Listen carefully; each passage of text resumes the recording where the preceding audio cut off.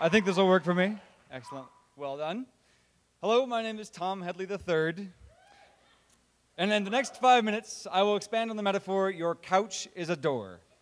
And not some crazy Narnia door or being John Malkovich door. Rather, this is a door to inspiring experiences both here in Bend and across the far reaches of the globe. So this is my door to that world, that community.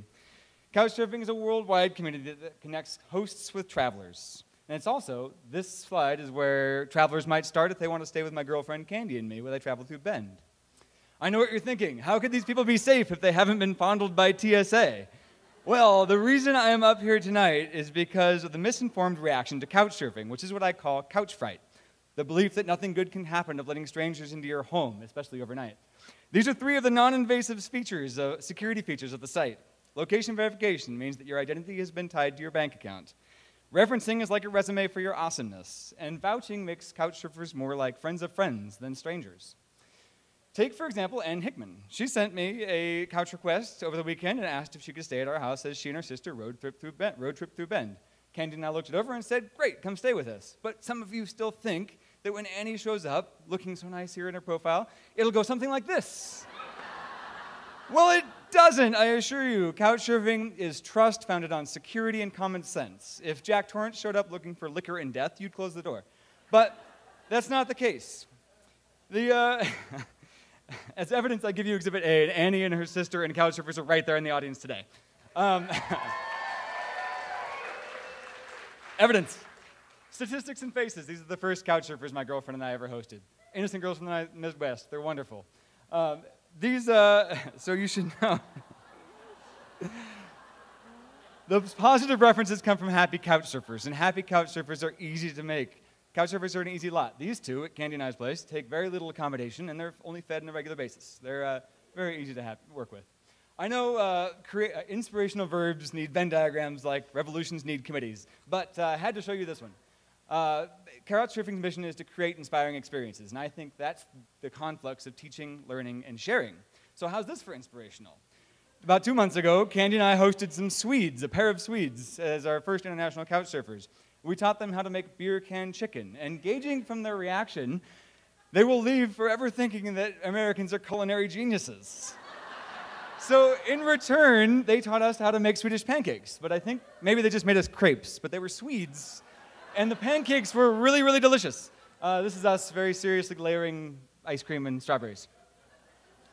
And take Ryan and Kendon here. These are our 2 on a beer journey across the world. They made Bend their stop. Candy and I had the pleasure of hosting them for a pub crawl. And remember, couchsurfers are people just like us. Could you spot the couchsurfer up here at Just Shoots Brewing? So if couchsurfing is... Let me see if I get this right. Hosting couchsurfers brings the world to your door. So the flip side is that couches are all over the world waiting for you, even in Nicaragua. And remember, so I discovered couchsurfing in 2008 in Guiyang, China. When I discovered that my hostess taught me the importance of scrutinizing delicacies from Open's The Fat Person Snack Square, and instead showed me siwawa, which is a tiny Chinese taco, characteristic of Guiyang. And in Nara, Japan, a couchsurfer informed me that the local sacred deer at Nara Deer Park appreciate the occasional deer biscuit. And if you don't have enough of them, they appreciate your shirt. I also learned that always have an alternate place to stay is very important. So I spent most of my travels in Asia in the tropics. And when I showed up in Gotemba, Japan, and told my host David that I was going to summit Mount Fuji for the sunrise, he looked at me and handed me a big pile of warm clothes and said, have at it. And he'd done this many a couchsurfer before, and it was made possible by him. It's very cold up there. So as I wrap this up and bring it into the home stretch, I'll bring it back to Bend. This is a group of strangers who left as friends at this table. We decided at this first meeting that we would meet monthly, and we would become a Bend couchsurfing group, seriously. And so we did. The next month, we reached out to some of the 150 or so members. We spread the word. We met at Jackson's Corner, doubled our group size, drank many a beer, shared many a story. And we committed to do this until the end of time. So we are, is the whole idea. Now we meet monthly, and right now, this is our first 2 stops along the Bend Ale Trail. Our next one is coming up at the beginning of October. And I assure you, if you see this flag, first, know somebody who can fix it and repair it and make it better. It's right there.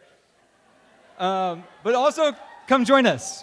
So in closing, couchsurfing is safe. The only danger is being eaten by a rogue hide-a-bed after a long night out with couch surfers.